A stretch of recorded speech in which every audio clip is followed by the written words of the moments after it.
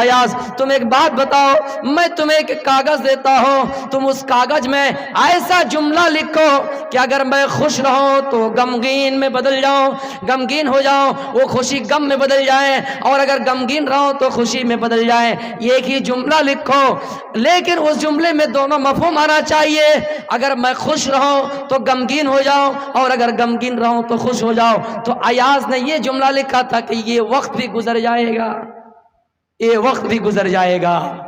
غلط حکومت کرنے والوں، ایاز کا وہی جملہ سیٹ کھائے گا کہ یہ وقت بھی گزر جائے گا۔ میرے پیارے ساتھیوں، اللہ کے رسول کو قدر تھی کہ ہاں خون کیا ہے، محبت کیا ہے، رشتہ کیا ہے۔ اللہ کے رسول نے ایسے نہیں کہا کہ صلہ رحمی کرو، صلہ رحمی کرنے سے عمر میں بڑھوتری ہوتی ہے، آپس میں محبت پیدا ہوتی ہے، ایک دوسرے کے اوپر مہربان ہوتا ہے، کوئی کسی کے خون کے حریص نہیں ہوتے ہیں، لالچ نہیں کرتے ہیں ہاں کسی کو مار دیا جائے۔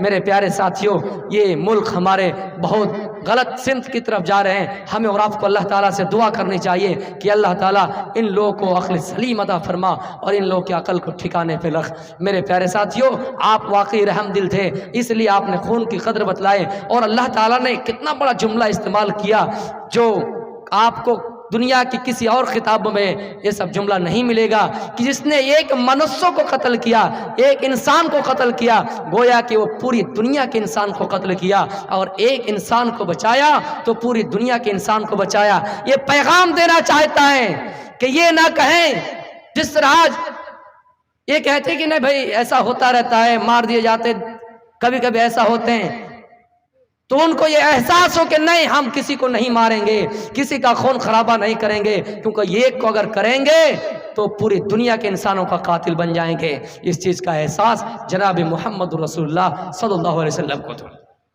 وَمَا أَرْسَلْنَاكَ إِلَّا رَحْمَةً لِّلْعَالَمِينَ، آپ آئے تو دنیا میں اندھیروں کو بھی ناس کیا، آپ آئے دنیا میں تو ایک دوسرے کے اوپر مہربان بن گیا، آپ نے بھی لوگوں کے اوپر مہربانی کیے، آپ بھی لوگوں کے اوپر مہربان رہے۔ میرے پیارے ساتھیوں، اللہ کے رسول آنے سے پہلے لوگوں کا عقیدہ اتنا بگاڑ چکا تھا، جس کو بیدوں میں کہا آکیا ہے تو کرت محمدہ اندھی کارم ناسم بدھائم۔ محمد آنے سے پہلے دنیا اندھیرا ہی اندھیرا، دنیا میں اندھیرا ہی اندھیرا تھا، لیکن جب آپ آئے تو یہ اندھیرا ختم ہو گیا، یہ برائی چھٹ گئی، یہ برائی ختم ہو گئی، آپ نے اندھیروں کو ناش کر دیا۔ لوگوں کے اندر اتنی برائیاں پھیل گئی تھی کہ لوگ ایک دوسرے کو قتل کرتے تھے، مارتے تھے، زندہ معصوم لڑکیوں کو مارا کرتے تھے، لیکن انہیں احساس نہیں ہوتا تھا ہم اور آپ کتنا ہی بڑا ظالم بن جائیں، کتنا ہی بڑا خطرناک اور گنہگار اور پاپی بن جائیں، لیکن ہم یہ نہیں کہیں گے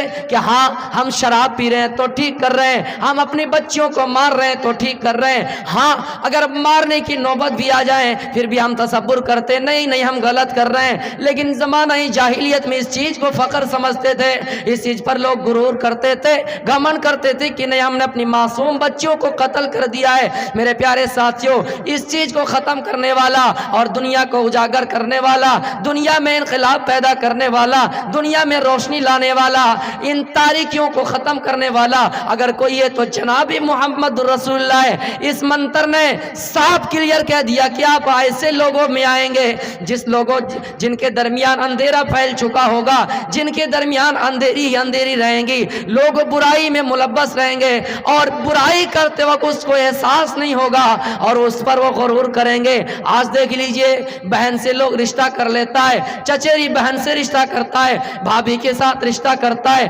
چاچی کے ساتھ غلط کرتا ہے، لیکن کرنے کے بعد وہ احساس کرتا ہے۔ لیکن زمانہ جاہلیت کی رسم سنیے میرے بھائیوں، جب کسی کا باپ انتقال کر جاتا، جب کسی کے والد انتقال کر جاتے، اس کی ماں اگر اپنے بیٹے کو خوبصورتی لگتی، اگر بیٹے کو اپنی ماں خوبصورتی لگتی تو وہ بیٹا جلدی سے چادر اٹھاتا اور اپنی ماں کے گلے میں ڈال دیتا، ماں کے سر میں ڈال دیتا اور یہ کہتا اے عرب والو، اے ملک والو، اے باشندے والو، سنو آج کے بعد سے یہ میری ماں نہیں ہے، میرا اشارہ یہ ہے کہ یہ میری بیوی بن گئی ہے، تمہیں انہیں نکاح کا پیغام نہ دینا، تم انہیں نکاح کا رشتہ نہ جوڑنا، تم انہیں نکاح کا خط نہ دینا، آج کے بعد سے یہ میری ماں ہے۔ اتنی بڑی جہالت کہ لوگ اپنے باپ کے انتقال کے بعد اپنی ماں سے نکاح کر لیتے تھے اور اس چیز کو فخر سمجھتے تھے کہ ہاں میں نے اپنی ماں کو کسی کے نکاح میں نہیں دیا۔ لوگوں میں اتنا جوا کھیلا جاتا، اتنا کھیلا جاتا۔ دنیا میں آپ دیکھ لیجئے سب سے زیادہ انسان اپنی بیوی سے محبت کرتا ہے، لیکن جوئے میں اتنا مگن ہو جایا کرتے تھے کہ مکان ہار گیا، بلڈنگ ہار گئے، زمین ہار گئی، دولت ہار گئی، جائیداد ہار گئے، میرے بھائی وہ دکان چلی گئی، آخری وپسن ان کے پاس ان کی بیوی بچی ہوئی ہے، اس نے اپنی بیوی کو بھی اس جوئے میں لگا دیا۔ ہم اور آپ یہ کرتے ہیں، بیوی کو کسی نے خرید لیا، بیوی کسی کے انڈر میں، بیوی کو کسی نے قیدی بنا لیا ہے، بیوی کو کسی نے غلام بنا لیا ہے۔ ہم اور آپ زمین بیچ کر اس بیوی کو چھڑا لاتے ہیں، زمین بیچ کر اس بچی کو لاتے ہیں، لیکن زمانہ جاہلیت کا دستور یہ تھا کہ اس بیوی کو ہی جوئے میں لگا دیتے تھے۔ آپ آئے اور دنیا میں رحم کیا، آپ آئے اور آپ نے لوگوں کے اوپر مہربانی کی۔ یہی وجہ ہے کہ ماں اپنے گھر ہی میں رہے، ماں اپنے بیٹے کا رشتہ بیٹا ہی مان کے رہے، بیٹے کی بیوی نہیں بنے، بیٹے کو اپنا شوہر نہیں مانا۔ میرے پیارے ساتھیوں، زمانہ جاہلیت میں اتنی شراب پی جاتی تھی، اتنی شراب پی جاتی تھی کہ لوگ شراب کے مدوس میں اتنا کام کیا کرتے تھے کہ جب شراب پی کر مدوس ہو جایا کرتے، بے ہوش ہو جایا کرتے، تو بیوی کے بجائے اپنی بیٹی سے منہ کالا کیا کرتے تھے، اپنی بیٹی کے ہاتھ پکڑ لیتے تھے۔ ان چیزوں کو ختم کرنے والا، ان چیزوں کو بند کرنے والا کوئی اور ہستی نہیں، جناب محمد رسول اللہ صلی اللہ علیہ وسلم ہے۔ آج شراب کے اوپر پابندی ہے، لیکن وہی شراب کو زیادہ رقم دی جائے تو شراب مل جائیں گی، لیکن آپ نے کہا نہیں، زیادہ رقم والوں کے لیے بھی شراب حرام ہے، جن کے پاس پیسہ نہیں ہے ان کے لیے بھی حرام ہے، بنانے والوں کے اوپر بھی حرام ہے، سب کے اوپر شراب حرام ہے۔ قرآن کی آیت نازل ہوئی، انما الخمر والمیسر والانصاب والازلام رجس من عمل الشیطان، کہ شراب، جوا تمہاری اوپر ویسے ہی ہے جیسے شیطان کی گندگی ہے۔ حرام کا لفظ استعمال نہیں کیا، اس سے گھٹیا لفظ استعمال کیا کہ شیطان کی گندگی ہے۔ انسان دنیا میں گندگیوں سے کتنی دور رہتا ہے، گندگی اس کے سامنے تو انسان دور سے جاتا ہے، گندگی اس کے سامنے تو انسان اپنے ناک پہ پردہ ڈال کے، ناک پہ کپڑا ڈال کے جاتا ہے، اپنے چہرے کو چھپائے ہوئے جاتے ہیں، آنکھ پر پردہ ڈالے ہوئے جاتے ہیں کہ گندگی کو دیکھنا نہ پڑے، لیکن شراب پینے والا شیطان کی گندگی کھا رہا ہے۔ اس لیے اتنا خطرناک جملہ اللہ تعالیٰ نے قرآن میں استعمال کیا ہے۔ قرآن میں میرے پیارے ساتھیوں، جب صحابہ نے قرآن کی آیت سنی، قرآن کی آیت نازل ہوئی کہ شراب شیطان کی گندگی ہے، تو سنیے صحابہ نے کیا کیا، جتنے بھی شراب کی بوتلیں تھی سب کو الٹ دیے، شراب کی ہنڈیاں الٹ دی، شراب کی بوتلیں الٹ دی۔ ایسا لگ رہا تھا کہ سیلاب آ گیا ہے، جس طرح سیلاب کے ٹائم آپ دیکھ رہے ہیں پانی کی رفتار اتنی تیزی سے پانی آ رہا ہے، اسی طرح جب شراب حرام ہوئی تو صحابہ نے گھڑے پھوڑ دیے، گھڑے توڑ دیے، مٹکے پھوڑ دیے، بوتلیں الٹ دی۔ ایسا لگ رہا ہے کہ شراب نالیوں میں سیلاب کی طرح بہ رہی ہے۔ تو میرے پیارے ساتھیوں، زمانہ جاہلیت میں یہ معمول تھا کہ شراب پی کر لوگ اپنی بیٹی کے ساتھ منہ کالا کیا کرتے تھے۔ او میری بہنوں، آؤ، زمانہ جاہلیت میں کیا رسم تھا؟ اللہ کے رسول آ کر تمہیں کتنی عزت دی، تمہیں کتنا مرتبہ دیا، تمہیں کتنا مقام دیا۔ آج لڑکیاں مرتد ہو رہی ہے، آج لڑکیاں غیروں کے ساتھ فرار ہو رہی ہے، آج لڑکیاں غیروں کے وش میں ہو رہی ہے، لڑکیاں مرتد ہو کے غیروں کے ساتھ نکاح کر رہی ہے۔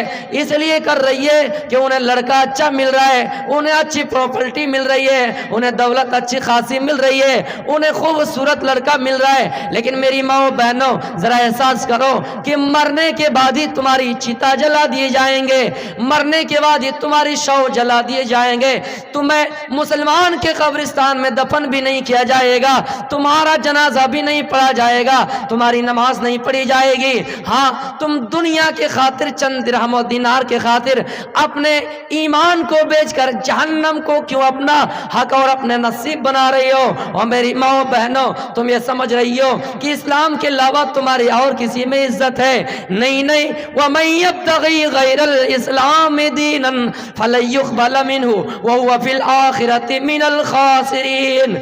इस्लाम को छोड़कर गैरों को अपनाने वालों, गैर मजहब अपनाने वालों हरगिज कामयाब नहीं हो सकते हो। तुम्हारा दीन हरगिज कबूल नहीं किया जाएगा और आखिरत में नुकसान के अलावा कुछ नहीं है। आज मेरी माओ बहनों, कितनी लड़कियां फरार हो गई, कितनी लड़कियां गैरों के साथ निकाह कर लिया है, सिर्फ इस खातिर कि उन्हें अच्छा लड़का मिला, सिर्फ इस खातिर कि उन्हें अच्छी प्रॉपर्टी मिली, सिर्फ इस खातिर कि उन्हें खूबसूरत लड़का मिला।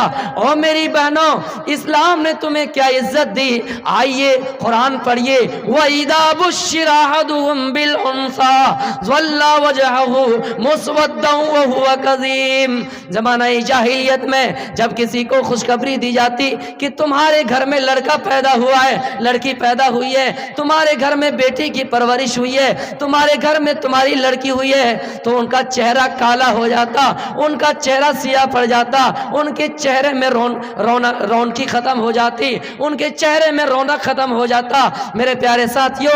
और वो ऐसा लगता कि वो लोगों से छिपे फिरता रहता और अपने मन ही मन में सोचता कि मैं क्या करूं, लोगों से कब तक बचता रहूं, या फिर उस लड़की को ही जिंदा गाड़ दूं।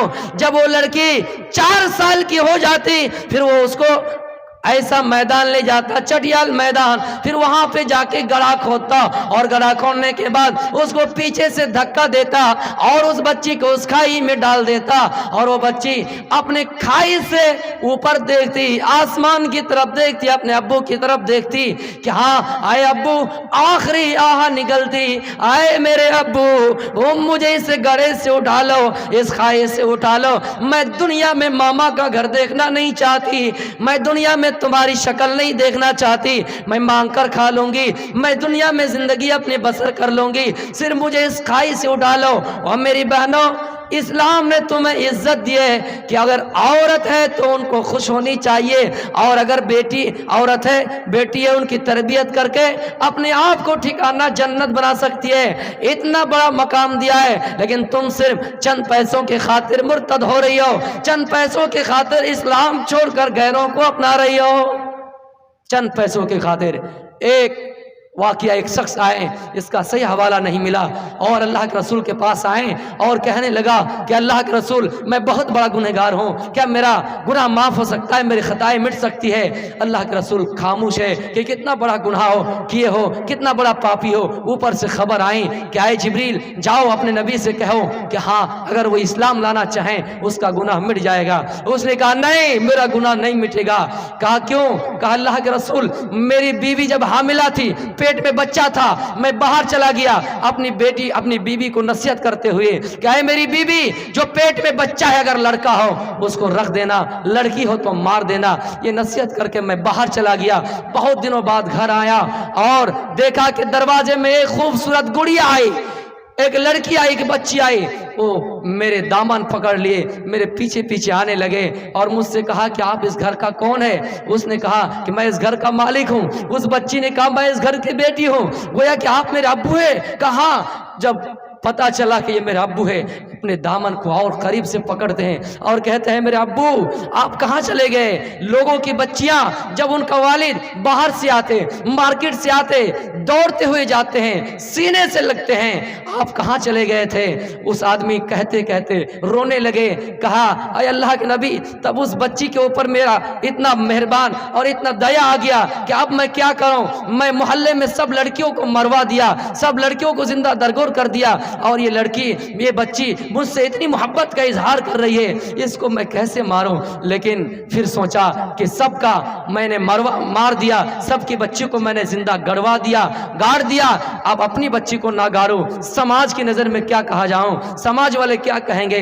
जब वो लड़की 4 साल की धीरे धीरे हो गए, तब मेरा दिल फिर गवारा किया कि अब क्या किया जाए। आखिर मैं अपने कलेजे, अपने दिल में पत्थर बांधा, अपने कलेजे में हाथ रखकर उस बच्ची को सजा करके, नहला धोला करके ले गया मैदान और उस बच्ची को गाड़ दिया। ये कहकर रोते जा रहे थे, आप भी रो रहे थे, सहाबा भी रो रहे थे। मेरे प्यारे साथियों, मेरी माओ बहनों सुनो, जो लड़कियां मुर्तद हो रही है वो इन वाक़े पर गौर करके देखें। अल्लाह के रसूल ने जिंदा दरगोर करने پر حرام کر دیا کہ زندہ درگور نہیں کر سکتے ہیں۔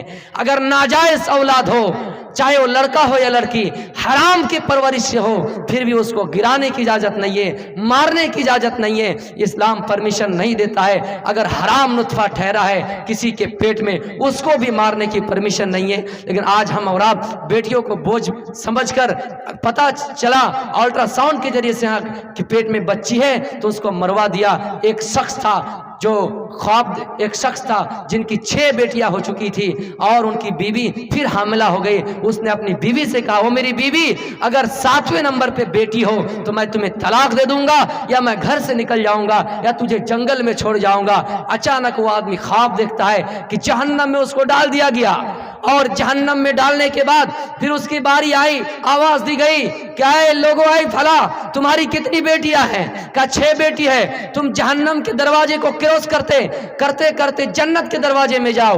جہنم میں 7 دروازے ہوتے ہیں۔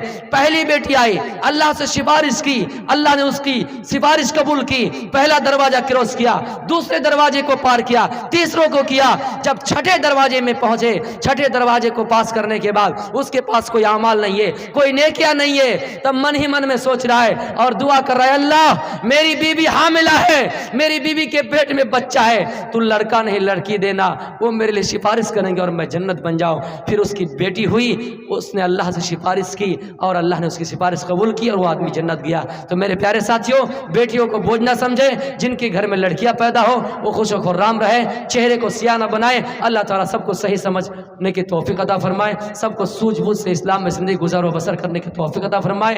ہمارے بولنے میں جو غلطیاں ہوئی آپ کھما کریں، آپ معاف کریں۔ قرآن حدیث کے معاملے میں جو غلطیاں ہوئی اللہ تو اسے معاف کریں، اور اللہ تعالیٰ اس ملک میں امن و امان قائم عطا فرما۔